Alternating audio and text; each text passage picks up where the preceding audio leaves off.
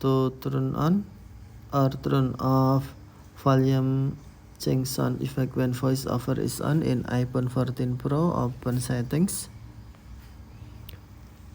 scroll down settings screen, find accessibility, and then tap accessibility, select voiceover,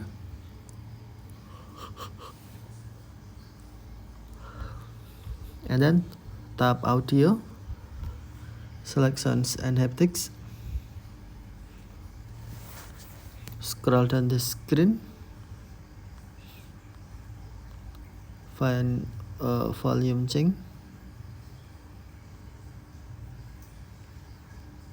and then tap volume change.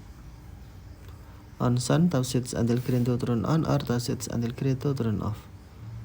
Tap switch until green to turn on volume change sound effect when voiceover is on or tap switch until green to turn off. Okay, thank you for watching. Have a nice day.